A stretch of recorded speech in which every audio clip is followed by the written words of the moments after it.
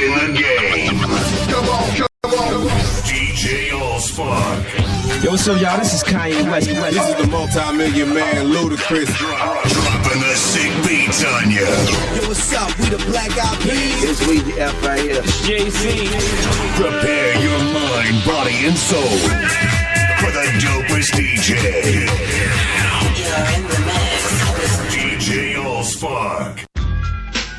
Oh, yeah. I'm with this. I'm just gonna sit here laid back to this nice mellow beat, you know? Oh, yeah. I'm with this. I'm just gonna sit here laid back to this nice mellow beat, you know? And drop some smooth lyrics. 'Cause it's 88. Time to set it straight, you know what I'm saying? And there ain't no half stepping. Word. I'm ready. Rappers stepping to me.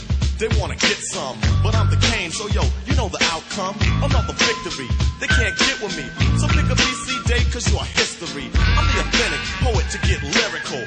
For you to beat me, it's gonna take a miracle. And stepping to me, yo, that's a wrong move. So what you on, Hobbs? Dope or dog food? Competition, I just devour. Like a pit bull against a chihuahua. Cause when it comes to being dope, hot damn, I got it good. Now let me tell you who I am. The B-I-G-G-A-D-D-Y-K-A-N-E. Dramatic, Asiatic, not like many. I'm different, so don't compare me to another. Cause they can't hang, word to the mother. At least not with the principal in this pedigree. So when I roll on your rappers, you better be ready to die because you're petty. You're just a butter knife, I'm a machete. This ain't my Ginsu, wait until when you try to front so I can chop into your body. Just because you try to be basing, Friday the 13th, I'ma play Jason. No type of joke, that game, puzzle, or riddle. The name is Big Daddy, yes, big, not little, so define it. Here's your walking papers, sign it, and take a walk as the Canes start to talk, cause ain't no half stepping. I'm the Big Daddy Kane.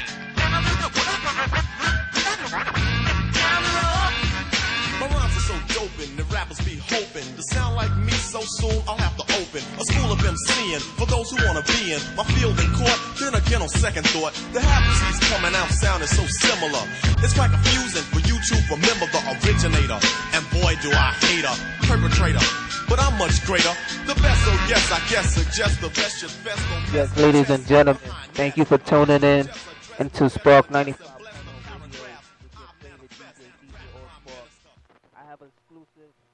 Here tonight by the name of Ralph McDaniels, Uncle Ralph, the owner and the founder of Video Music Box. How you doing, brother?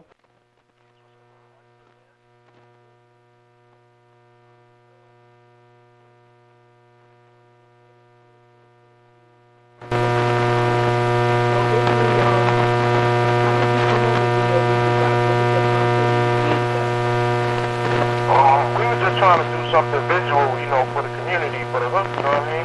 Yeah. And there was other shows that was out there, you know, like Soul Train and different types of programs, but, you know, hip-hop was coming along and different musics were being put out there other than just soul music, and we wanted to highlight what those other musics was, and that's how we started, you know, and it took off from there. That was in 1983. Okay. And then you also recognized by he was recognized by the Billboard magazine as the best local R&B and hip-hop regional show. We got an award from that. And also VH1 recognized him. So it's pretty blue and pretty big. So are you still doing the onfuse.com? Nah, it's that's turned into videomusicbox.tv. If your listeners they can log on to videomusicbox.tv, and that's our that's where we put up footage and exclusive stuff that we're working on right now. Okay. Now, do you have anything like in the archives and the crates that you share with the viewers, like that you did like 10, 20 years ago? Yeah, absolutely. Like, you know, there's some classic Nas stuff, some classic B.I.G. stuff up there, some classic Wu-Tang. You know, like I did a whole lot of videos for Big, like Big's first video. I produced the video, and Juicy, and Diddy directed it under my company. And I did the first Nas video, It Ain't Hard to Tell. I directed that. And the Wu-Tang, I did Cream for them. And of course incarcerated Scarface for Raekwon, and so a lot of the behind the scenes stories, you know, are on, and you can look and search, you can find the Nas stuff and Wu-Tang and Big and other stuff like that. Okay. And you also had your hands in the movie Juice with Tupac, right? Yeah, I was an associate producer for Juice. You know, like I was brought on as a consultant at first, and they gave me the title of associate producer after that. And so I became friends with Pop, and I helped him get Queen Latifah, who was a friend of mine, and brought her in. She was involved in the movie, and she brought Tretch. And then we got in contact with the guys who did the soundtrack, the Bomb Squad, Public Enemy people, and we brought them in, and it became a classic. Yeah, definitely. Yeah, I remember that. Now, it was something very interesting in your bio. I was looking at with the inmate had contacted you and had wrote to you, and you had wrote something on called Lifers, the Lifers group. Oh yeah, the Lifers group was from Norway State Prison, and they are there's still, I think the program still exists. There was a program at the prison where guys wanted to be creative, you know, mostly making music. They could go and make music and you know, get together, and eventually somebody from a record company found out about it and they made an album. But I got in contact with them like right around the time that the album was released, and we became friends with a couple of the guys up there, still are friends with a couple of the guys. And you know, they allowed me to go in and, you know, do interviews with them that, you know, the press really wasn't allowed to do, but they allowed me to do it because they was cool with me. Yeah, and that project right there also got you nominated for an Emmy. Exactly. Yeah, so that was real impressive right there.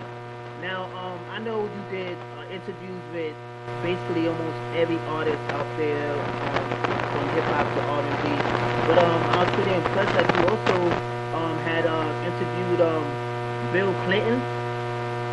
Yeah, we interviewed Bill Clinton. I've interviewed like a lot of dignitaries, Nelson Mandela, Bill Clinton, Jesse Jackson.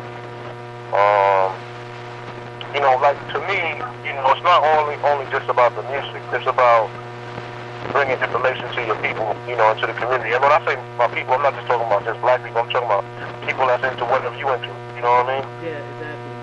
Yeah. And so whenever I have the opportunity to meet somebody who has something to say or has some influence, I try to get them to do an interview and, you know, and talk about issues that I think that people that listen to me or watch me would be interested in finding out about. So I try to bring that information to, you know, the community. Yeah, that was real good. So when you started, you wasn't even doing this. You wasn't even hosting or anything like that or interviewing. You had a passion for DJing at one point.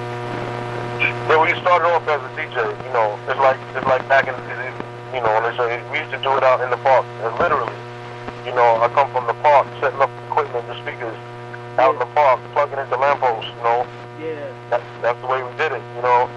And we would take that, and then we started going to clubs, and we started working in various clubs. Because back in the days, you couldn't even play hip-hop music in clubs. So, yeah, it was a lot of house music. It was house, and it was R&B, yeah. You know. And, you know, the club owners would be like, nah, we don't want to hear all that rapping, you know? And then eventually, you know, the radio, like when I started doing video music box in 83 at the same time, Red Alert got on Kiss, Mr. Magic was on WBLS. Like there was no hip-hop music playing on the radio because the radio station, especially the black radio station, was not allowing that to be played on the radio. It was like, no way in the world, we don't want to hear that type of music. Yeah. And, you know, quite obviously, times have changed. You know, you got on Hot 97, you got a Power 105. You know, Z100 plays hip-hop music. So, you know, but it wasn't like that, you know. It wasn't like that at all back in the day. Yeah. We had to break down ground, you know, to get that to happen. Yeah, I remember. used to have like some disagreements with the local precincts because they would come and pull the plug out the light pole. Absolutely. Yeah, they didn't want that to happen. You know what I mean? They didn't want that many people in one place listening to that music. It was too hard, you know. Yeah. Now, what happened to Crazy Sam? When I was watching it, he was on there. Whatever happened to you? Do you keep in touch with him? Yeah, Crazy Sam is cool. He lives in LA. He moved to LA. You know, he's from Harlem. I met him. He was a comedian. Yeah. He was doing comedy shows, and then we started working together and doing skits. You know, like you see on Crazy on Nervous Thursday, and we started doing stuff. And then he moved out to LA. So he's been working out in LA though, but he's good. Oh, okay. Yeah, that was like back in the days. But he put some, you know, he hyped it up a little bit. Where you came from? What area you grew up in? I was born in Fort Greene, then I grew up in Bed-Stuy, so I was in Bed-Stuy, in Coney Island, so it was like Brooklyn. True, okay. Yeah, the local DJs that was growing up near me was Clark Kent, and DJ Carter. Okay, yeah, those my people.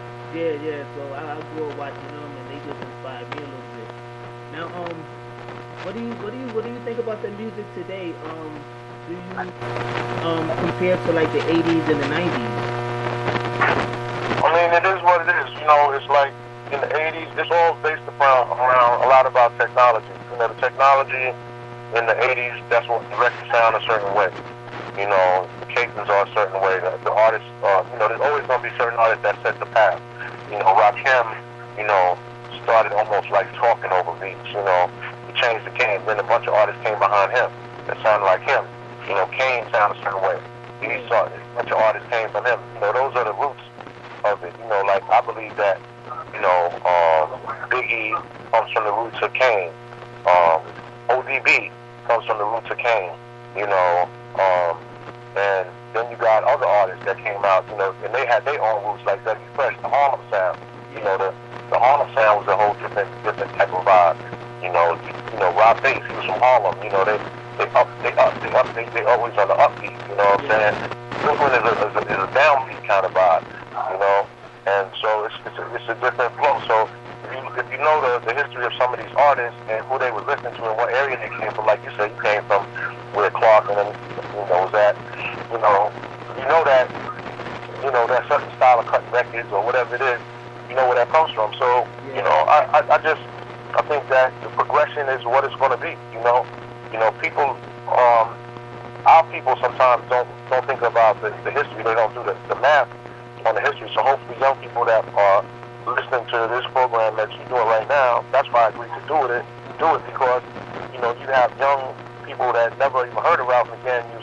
Now they get an opportunity to find out who Ralph McDaniels is, and, you know, and I'm not no different than them. I just was doing it a while ago. Now they trying to do it now.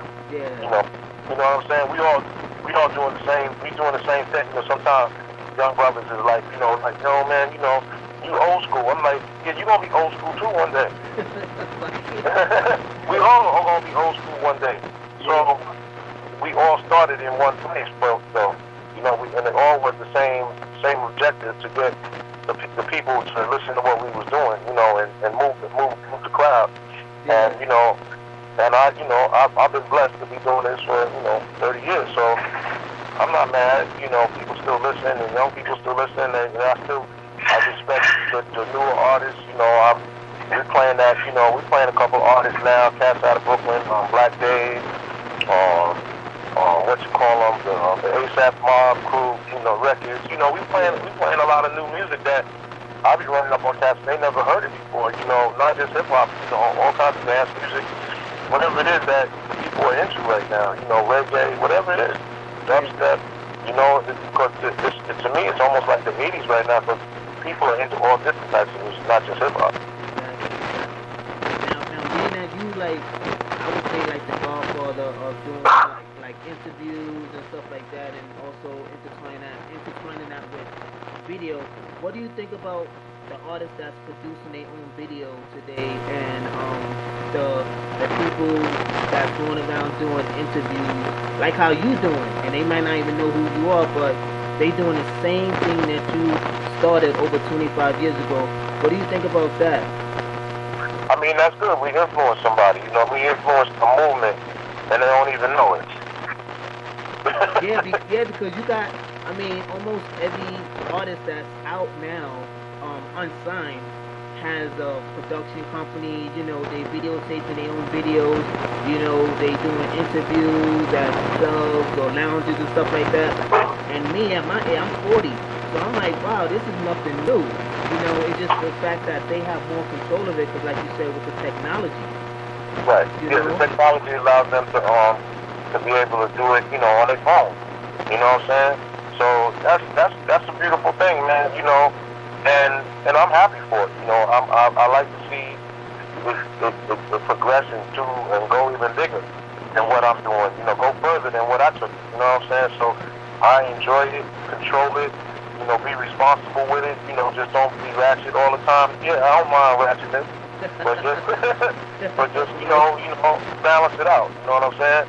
And be aware of the importance of putting that message out to your people, man. You could feed them or you could starve them. You know, feed the people good. They'll follow you. You know, they'll come back to you.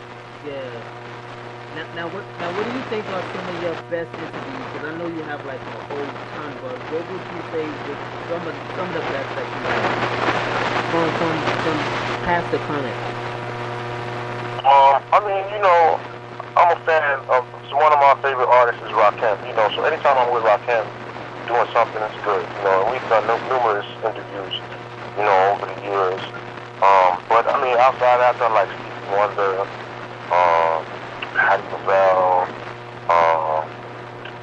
oh man, the list goes on, man. You know, not just music artists as well. You know what I'm saying? Yeah. So, you know, it's all about, you know, the interesting people. Some of the most interesting interviews I do might not even be somebody who's a star or technically a star in people's eyes. You know what I mean? Yeah, exactly. Yeah. Might be just a real cat that you met, you know, on 125th Street, you know, and just was like, damn, girls are crazy right now, and let's get the camera rolling because I like the way it feels, and that's a real interview. You know, sometimes you can meet an artist and they're an asshole, you know, and this is what it is, you know.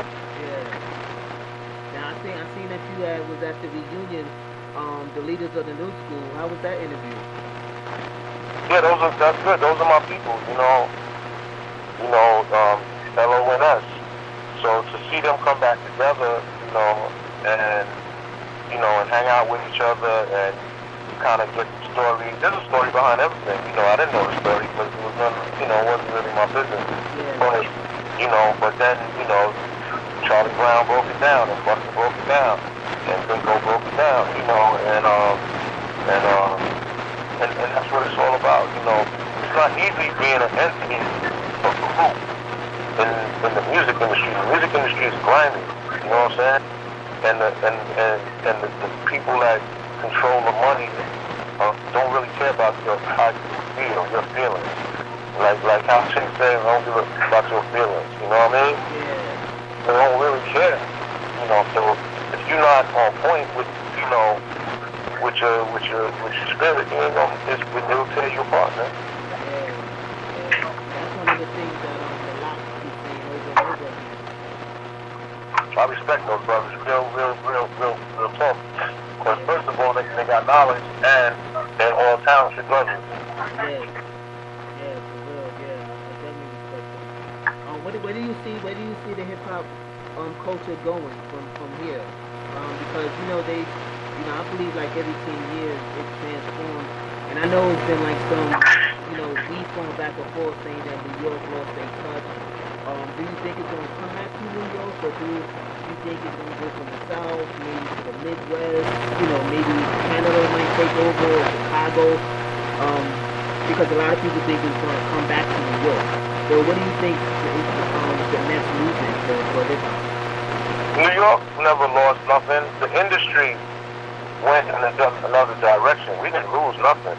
The industry said, okay, we're going to go down south because we're going to get these dudes like Cash Money or whoever was coming out of Florida at the time to create some beats on some beat machine or computerized machine that they could do for cheap.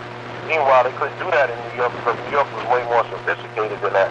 They have to pay New York, and New York didn't want to pay New York, so they made it feel like New York fell off. New York never fell off. They just didn't want to pay New York, and they went down south, and they created this music and kept it real simple and repetitive and whatever, and played it on the record. It's not by mistake that they played songs as much as they do on the radio. In New York, you didn't have to play, a Naughty by Nature record that many times to make it a hit. You didn't have to play a Kane record that much to make it a hit. You don't even have to play a 50 Cent record that much to make it a hit, because we make hit records. But they don't want to pay for that. They want to go down south and they want to get records that they got to play, 50 times a day on Hot 97 or Power 105 or whatever hot type of station you want to call it. And that's how they create hits now. It's a different type of vibe. And these are still people don't necessarily buy those records. They know those songs, but they might necessarily buy it. So New York never fell off. We still got the top dudes in the game lyrically. We still got the top beat makers in the game up here. It's just that the industry don't want to pay. Yeah. Okay, So you into fashion? Are you still into fashion? Because I was doing some research and they always saying LL is the movement behind it. But I learned that you was one of the main reasons why Fubu and Carlton 9 became so popular. Yeah, more Carlton 9 was kinda out there already, but more Fubu, like I helped Damon John. I did the first interview with him, put him on TV for the first time. Nobody knew who Damon John was. And put him on TV. And I liked the idea. It wasn't necessarily because of the fashion, because he was at that time, and he'll tell you, they was just making T-shirts, but it was the concept for us, by us. Yeah. I like that. And I think that's what everybody else liked, for us, by us. And that's why I was inspired to, do more stuff with them, help them, introduce them to certain celebrities who would wear the shirts and the videos. So that's before they started blurring videos out. Oh, yeah, I remember that. Right. Remember that? Yeah. Like a commercial. Right. So then that's why they started blurring the videos out, because, they didn't want, they wanted to get a commercial out of it. So, him, various other celebrity designers, whatever, we was putting their clothing lines on, we was wearing them, I was making videos at the time, I was putting in videos, and Damon is, he's one of the most successful out of it, not just in the clothing business, just in general, doing business. Quite obviously, he's Mr. Shark Tank now, and he's just, people don't know, he's a regular dude. I knew him when he was the manager of Red Lobster, in Queens. So he started off from the bottom, and I've seen him take it from nothing and turn it into something. So that's a real story. Yeah, he used to be a go-boy. He used to go on tour with the artists and just throw them towels and give them water and all that. Yeah, he'll tell you. Yeah, real talk. So whatever he got, he worked for. Nobody gave him nothing. Yeah, he did start it out from his bedroom. Yep. Yeah. So are you into fashion though? Do you have any clothing lines out there?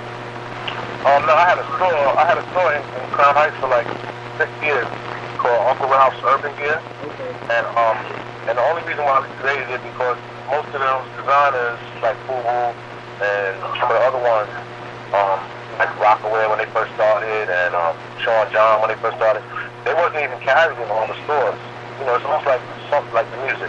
Nobody wanted those urban designers in their store. Macy's wasn't carrying those designers. They was like, nah, we already got Polo and this one and that one. You don't need these urban designers. We don't need that. And they didn't want, but most importantly, they didn't need the consumer that was coming in to buy them. They didn't want them coming in their stores. So that's why they didn't sell them those types of clothes. But the movement got so big that they had to start carrying them. But before they did that, we had stores like mine, Uncle Ralph's Urban Gear. We had all of the fresh Pele or Rockaway or Fubu or Concanai or whoever it was. We had it first. And then eventually they started being able to get into these stores, and that's how they made money. Rockaway became what it was. Sean John became what it was. And so on and so on. But it wasn't like that at the beginning, so they had to have stores like mine, and other stores, smaller stores across the country. Yeah. So when I'm gonna run into you again, I think the past 3 months I ran into you. You was doing an interview at the lounge over there with the artist Thor.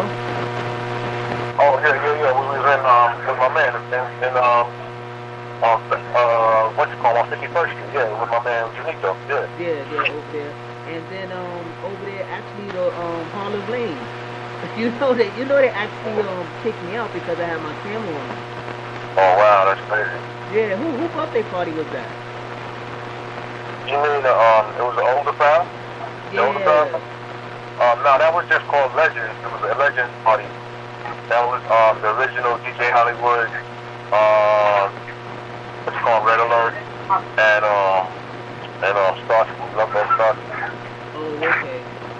Because I actually was downstairs. I was down a floor below you, and I was doing a photography gig because I do photography too. And I didn't know that they was having that event upstairs. And when I went upstairs, I had the camera on me. So they were saying there's no cameras in the building, And I was just trying to explain to them that I was just coming to use the bathroom because the bathroom was on the floor that your party was on. Oh, okay, yeah. Yeah, well, out it, and sometimes everybody's important, so you know how it goes. Yeah, but, I know. That's why I didn't get no hassle. I just gave my business card and just stepped off. True. So what projects can we be looking forward to seeing from you? Look, I mean, I put up everything I do. Every day is a project. It's something new. Every day is important to me. Okay. So, I put something on my Twitter. Is at Video Music Box. My Instagram is at Video Music Box. My Facebook is Ralph McDaniels 5. We got videomusicbox.tv. I mean, we got so many things going on, and every day, I put something up, and, I tell people that want to get involved, just, get in where you fit in, you see something that's kind of interest to you, then get down, let us know, how you want to roll with us, and that's what it's all about. It's always got to be a movement. It's not about me, it's about the movement. Yeah, because, I know that the artists know, I know because I've been a viewer watching TV, but you paved the way for a lot of successful artists that we still watch today. Because you put them in front of the public and they really didn't have a name. It's got to start somewhere. Just like, you find certain music that you like and you play it and nobody never heard that artist, then I might be listening to your show and go like, damn, who is that? It's got to start somewhere. And just a little spark can get the thing going. Yeah. Yo, brother, I gotta be out, but it's been great talking with you, man. Yeah, thanks, man. I really appreciate your time. Have a safe trip, and we'll definitely connect in the near future. All right, peace. All right, peace. Yes, ladies and gentlemen, thank you for tuning in.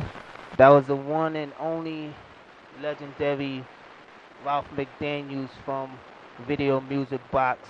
If you're really into music and you really know your history, or you want to catch up on your history with music, R&B, hip-hop, even a little bit of rhythms and blues or Motown, you can follow him on Twitter, on Facebook, on Instagram, and you can go to the website, videomusicbox.com. You can check out all the videos.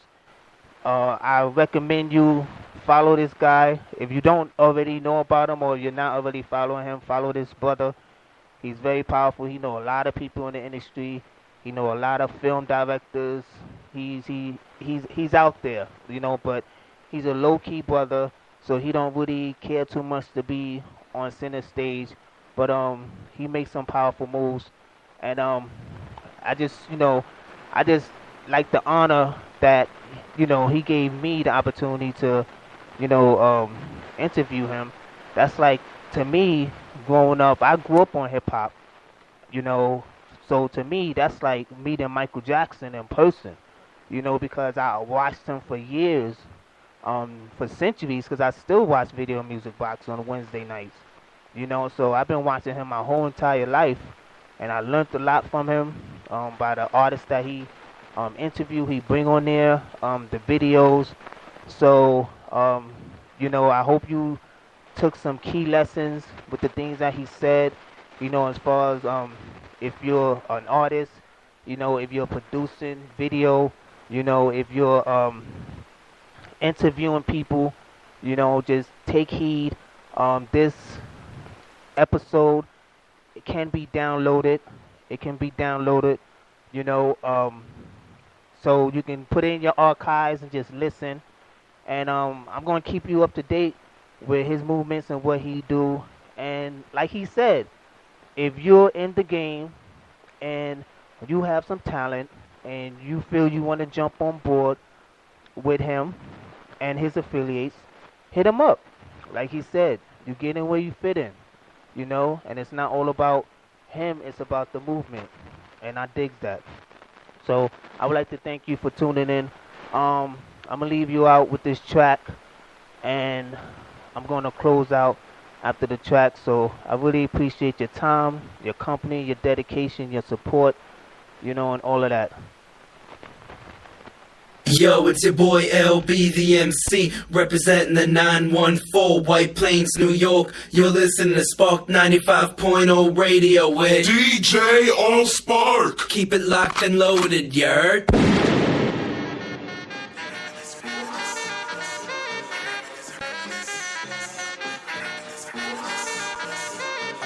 I reminisce.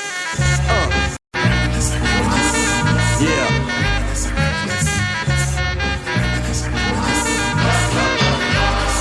I reminisce for a spell, or shall I say think back 22 years ago to keep it on track. The birth of a child on the 8th of October, a toast, but my granddaddy came sober. Count all the fingers and the toes, now I suppose you hope the little black boy grows. 18 years younger than my mama, but I really got beatings cause the girl loved drama. In single parenthood, there I stood. By the time she was 21, had another one. This one's a girl, let's name her Pam. Same father as the first, but you don't give a damn. Irresponsible, plain not thinking. Papa said chill, but the brother keep winking. Still he won't down you or tear out your hide. On your side while the baby make a slide.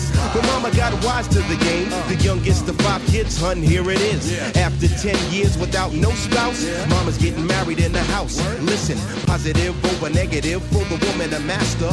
Mother Queen's rise in the chapter. Deja vu, tell you what I'm gonna do when they reminisce over you, my God.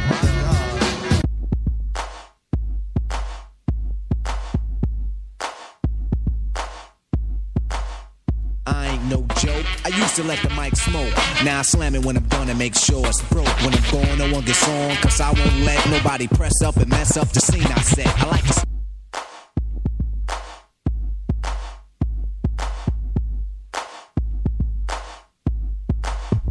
I ain't no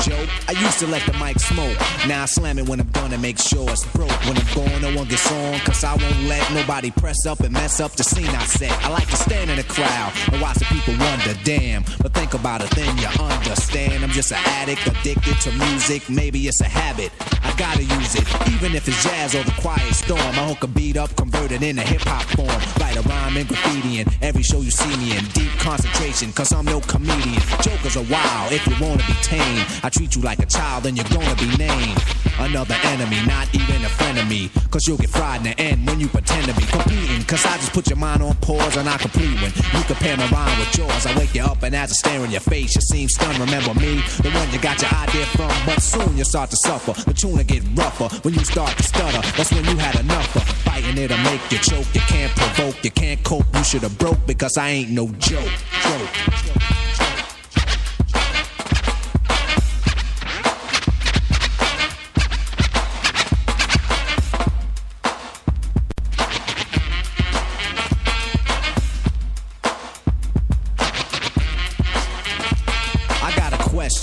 As serious as cancer. Who can keep the average dancer hyper as a heart attack? Nobody smiling, cause you're expressing the rhyme that I'm styling. This is what we all sit down to write. You can't make it, so you take it home, break it and bite. Use pieces and bits of all my hip-hop hits. Get the style down packed, then it's time to switch. Put my tape on pause and add some more to yours. Then you figured you're ready for the neighborhood chores. The EMC, EE, don't even try to be.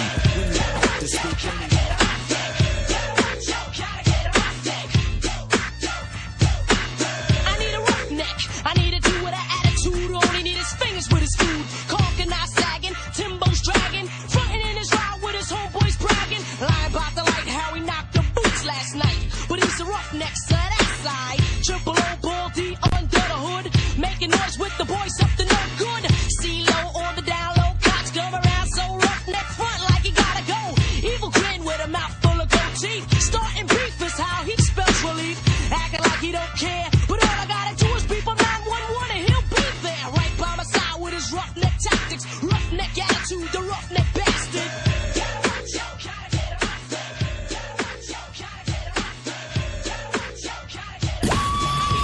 The hottest in the game.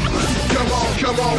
DJ Allspark. Yo, what's up, y'all? This is Kanye West. This is the multi-million man, Ludacris. Dropping the sick beats on you. Yo, what's up? We the Black Eyed Peas. This week, F right here. Prepare your mind, body, and soul